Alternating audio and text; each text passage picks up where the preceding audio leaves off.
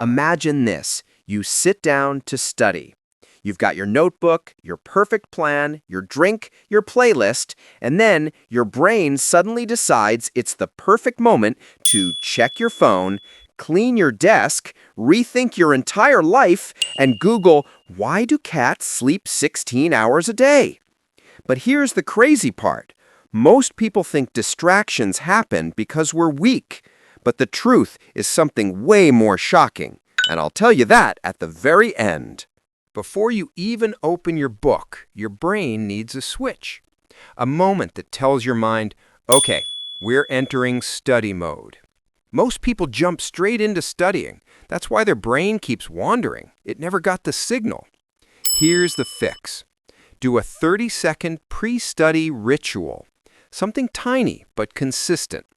Close your eyes and take 2 deep breaths. Clear your desk.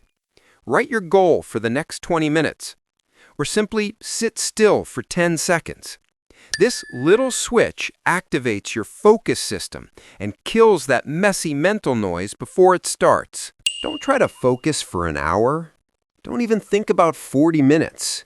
Your brain works best in what scientists call a focus spike.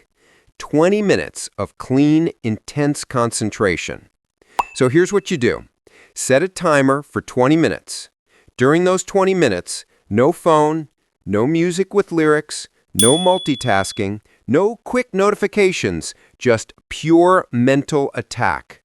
20 minutes is short enough that your brain doesn't panic and powerful enough to get real work done. Everyone thinks distractions are things like social media and noise, but the real killers are the hidden ones. A messy desk, too many tabs, studying in the same place you watch YouTube, keeping your phone visible. Your brain is like a kid. If it can see a distraction, it will want it. So here's the rule. Out of sight equals out of mind. Put your phone in another room. Use a separate browser for studying only. Keep only the materials you need in front of you. You're not removing distractions, you're removing the temptation. Your brain doesn't care about discipline, it cares about reward.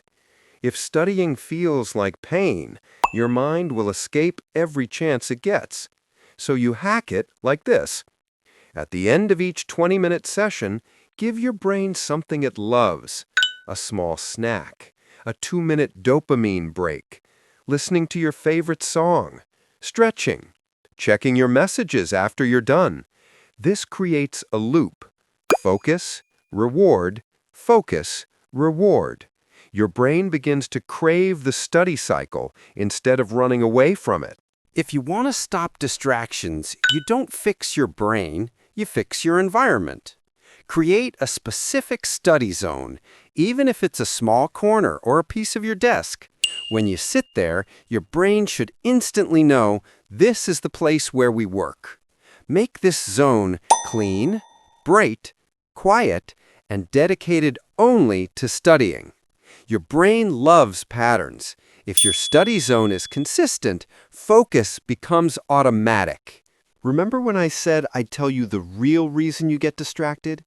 Here it is. You're not distracted because you're weak. You're distracted because your brain is built to survive, not to study.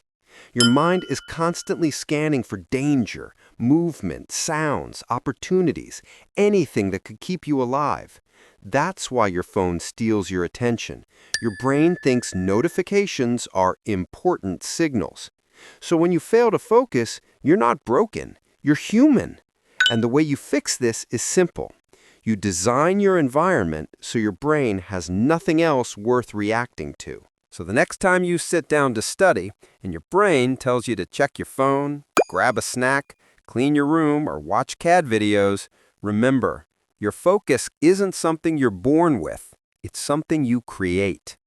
Use the pre-study switch, use the 20-minute attack window, use the reward cycle, and design a distraction-free environment. Do this, and studying without distractions won't be a dream. It'll be your default mode.